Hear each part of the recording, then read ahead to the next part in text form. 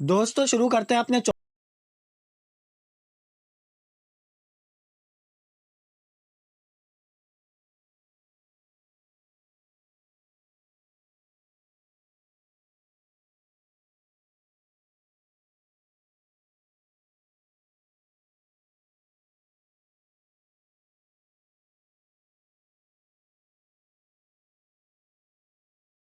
फिर इमाम हुसैन के सामने शराइत पेश की कि आपको यहाँ घेर लिया गया है, या आप बैत करेंगे या फिर जंग करेंगे, दो ही बात है।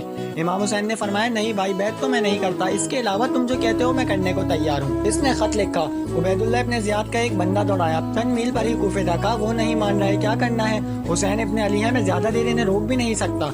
इन्होंने पैगाम दिया हुर बिन यजीद को कि करना कुछ भी नहीं, इनका पानी बंद कर दो, ब्लैक मेल करो, खाना पानी नहीं मिलेगा, छोटे छोटे बच्चे हैं, खुद ही मान जाएंगे।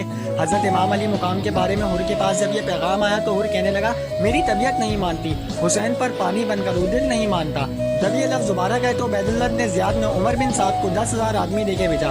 कहा हुर बिन यजीद लचक दिखा रहा है हुसैन के हक में। एक रह का इलाका था, बड़ी वहाँ फसल होती थी, लोग कोशिश करते थे वहाँ का गवर्नर बनने की, सिर्फ कोशिश। तो उबैदुल्लाह इब्ने ज़ियाद कहने लगा तुम्हें रह की गवर्नरी मिलेगी, सबसे सरसब्ज़ व शादाब इलाका, तुम्हें वहाँ का गवर्नर बनाया जाएगा अगर हुसैन के खिलाफ लड़ोगे।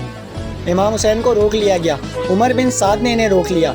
यकुम मुहर्रम को इमाम आए, 7 मुहर्रम तक रोके गए।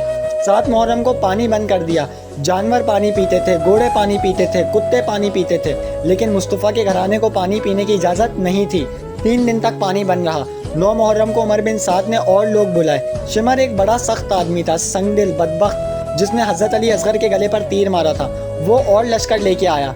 रात को कहने लगा इमाम हुसैन रज़ी अल्लाह अन्हु से कि बस बड़ा हो गया, ये 9-10 मुहर्रम की दरमियानी रात, या आप जंग करेंगे या आप बैत करेंगे, दो ही बात हैं।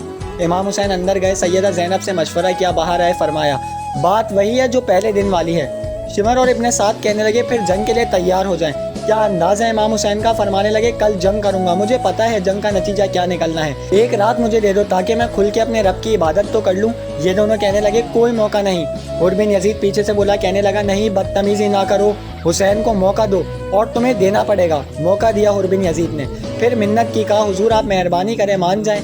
तो हज़रत सैयदना इमाम हुसैन फरमाने लगे मानने वाला खाता कोई नहीं, हो ही नहीं सकता, मुमकिन ही नहीं है। सारी रात इबादत में गुजार दी। इमाम ज़ैनुल आबिदीन से फरमाया तू बीमार है, तू जहाद नहीं करेगा, लेकिन ख्याल रखना पीछे। इमाम अली मुकाम ने सैयदा ज़ैनब से फरमाया तू बड़ी है, मेरी बहन है, पीछे सारे बच्चे हैं, जवान हैं, इनके हौसले तेरी जिम्मेदारी हैं। सुबह जंग का तबल बजने लगा, फजर की नमाज पढ़ी, सूरज चढ़ा, 10 मुहर्रम का दिन, जुम्मे का वक्त। जनाब सैयदना इमाम हुसैन रज़ी अल्लाह उन्होंने रेत पर सजदे किए, लंबे सजदे, लंबी नमाजें। नमाज मुकम्मल हुई तो हुर बिन यजीद, अमर बिन साद और शिमर से कहने लगा वाकई हुसैन से लड़ोगे, पता नहीं कौन है।